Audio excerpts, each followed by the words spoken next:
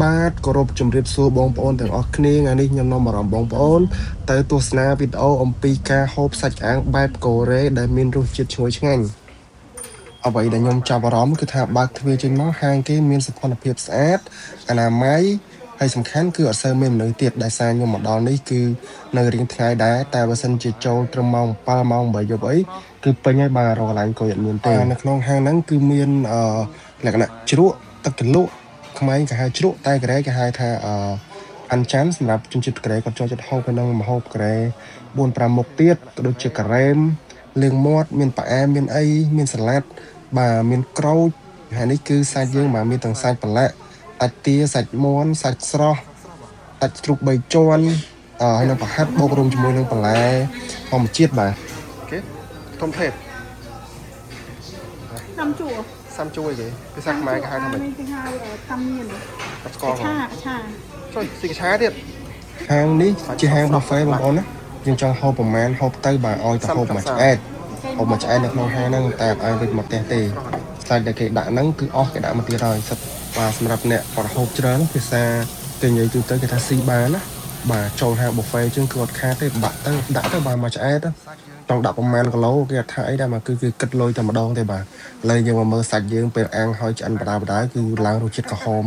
នៅមែនតើបងប្អូនអើយបាទគឺគួរចង់ដាក់ចូលមាត់ភ្លឹបតែម្ដងបាទឥឡូវយើងមកមើលរបៀបញ៉ាំសាច់អាំងកូរ៉េរបស់គ្នាថាដំបូងឡើយគេញ៉ាំមិនបាទអាហ្នឹងគឺមានរបៀបគេញ៉ាំមិនមែនចេះតែញ៉ាំផ្ដេសផ្ដាសអញ្ចឹងគឺអត់សូវឆ្ងាញ់ទេបាទដំបូងគឺគេដាក់សាឡាត់តបជាមួយស្លឹកក្រូចហ្នឹងមកបន្ទាប់មកយើងដាក់សាច់អាំងចូលលើបន្លែហ្នឹងមកហើយដាក់ទឹកចលុចវាមកបន្តមកទៀតយើងដាក់បន្លែអ្វីដែលយើងចូលចិត្តដាក់មកបងប្អូនបាទបន្លាត់ខ្ទឹមគីមឈីស្លឹកអាភៀនអីហ្នឹងបាទហើយនឹងជាមួយខ្ទឹមបារាំងដាក់ឲ្យមួយអីចឹងមកដាក់វាបន្ទាប់មកយើងមូវាចឹងមកហើយដាក់ចូលមាត់វឹបមើលបងប្រុសគាត់ហូបល្មមបាទដាក់ទៅគឺជាតិយកតែមកឥឡូវទៅមើលខ្ញុំហូបវិញម្ដងថាវាតំណាងមើលមកនេះមួយមកទៅដោតទៅគោថ្ងៃដាក់កន្លែងហ្នឹងខ្ញុំយកទៅឆាមក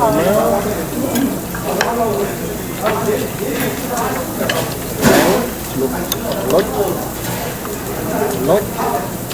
តដល់ត្រូវគំឈីបាច់ចូលទៅមកដាក់ទៅមាត់វាចិត្តក្លោនេះហៅស្រីបាទមកទេដែរបងប្អូនពងឃើញអាហ្នឹងវាដល់ហើយណាវាមានលក្ខណៈជាបន្លែជាតិកូរ៉េគាត់អាសាហូបជាមួយទឹកជ្រលក់ហោមហ្នឹងពេលហូបសាច់អាំង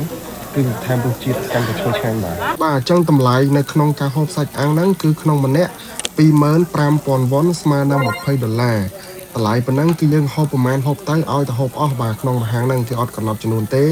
ញ្ចឹងវីដេអូហ្នឹងមានតែប៉ុណ្្នឹងទេអរគុណបងប្អូនទាំងអស់គ្នាដែលបានចូលទស្សនាជួបគ្នានៅវីដេអូក្រោយ